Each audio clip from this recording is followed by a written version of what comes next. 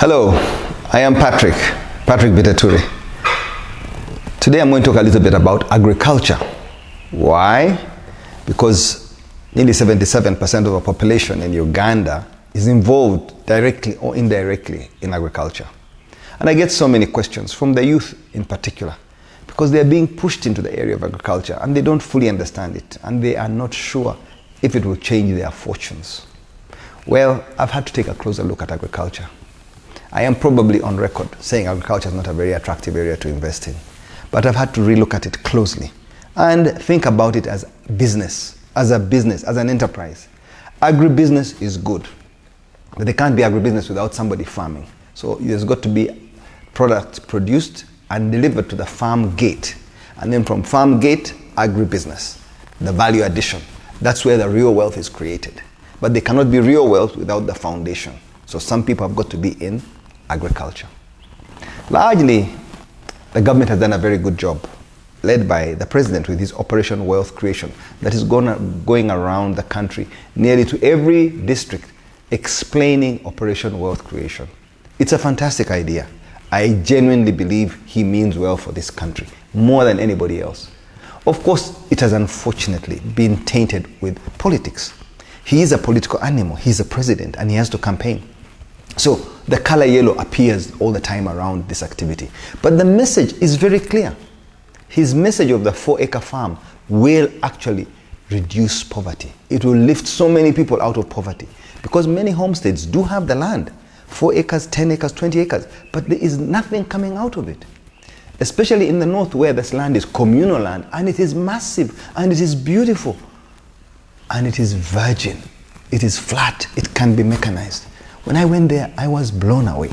So I think there is so much potential for this country to refocus on agriculture if the sensitizing, the awareness is made, and the cohesion with collaboration comes together. Because there's no point in somebody doing something and it stops there. It never connects with the other moving parts. Think of it as a picture. We are painting a big picture, and we need to get all the pieces like a jigsaw puzzle of this picture.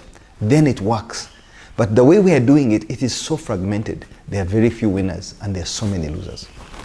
So, how do we go about this for the youth especially? I encourage you to study. There is nothing like research. There is so much information out there on the internet. In YouTube, if you don't want to read, just listen to the videos. There is so much information that it's mind-boggling, probably too much information. So, choose a narrow area and then do your research, understand it. If you want to do something to do with apiary or bees and honey, focus on that area. If you want to do nuts, just do groundnuts or cashew nuts or macadamia, focus on the area. If you want to do avocado, do avocado and do it well. Understand what type of avocado is available, what type of seeds. There are 3 or 4 types of avocado that are really popular. And now that China has opened up a huge market where they want our avocado from Africa, because everyone out there is thinking about their health.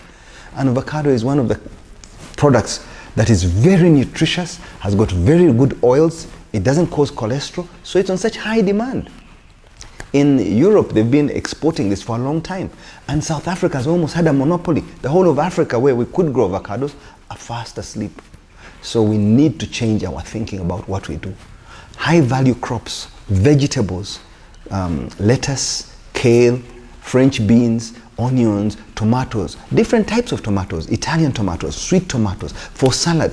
These specialty areas, some in greenhouses, some no, you don't have to have greenhouses. So all these things can be done, and the capital is not so much. But they can't be done as standalones, everybody keeping his little secret in his armpit. We need a central coordinating organization.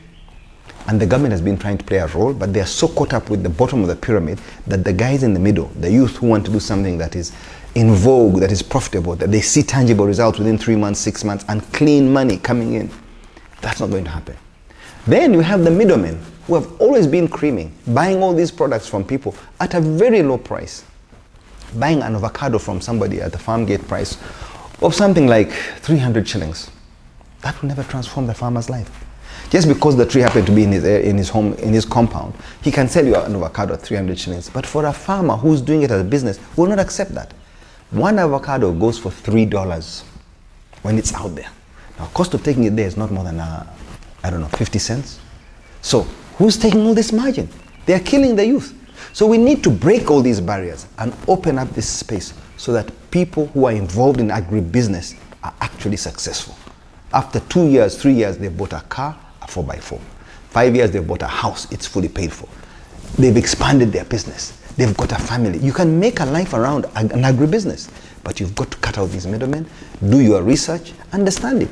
We have so many young people graduating. Being a graduate, the tools you have when you come out of university cannot help you in business, but it shows that you can learn quickly. You've now got the general foundation right. So you need now to start specializing in an area. If it's agriculture you're going into, agribusiness you're getting into, then focus, do your research, write it down, make a business plan. Have a clear roadmap with clear milestones, what you must do first. They're like steps. You can't just jump to the top. And then you see how you'll get there. It may take you 2 years, it may take you 3 years, it may take you 5 years. It took you 3 years to get a degree. You've been unemployed for 3 years, which means now you've got a degree in unemployment. So how do we change that? Focus on a particular area and let's get this country moving. I see so much opportunity. The rest of the world is crying global warming. In Europe, they are scorched. In Asia, the floods are killing them. Here, yes, we're feeling global warming. So that the rains have delayed, but largely God has blessed us. People in the north who planted maize are making a great harvest.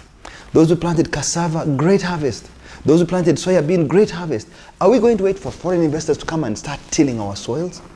No, we've got to wake up and seize this opportunity. There is a chance that we can be the breadbasket for the region and export globally if we get our house in order. In South Africa, the things they are doing are amazing. Why?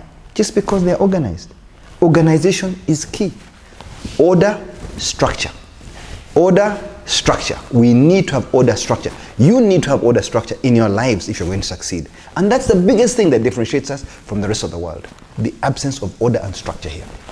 This madness we have of border borders ruling and anybody saying what they want and everyone throwing bottles at judges and at the president and abusing people, that is madness. We cannot live like that.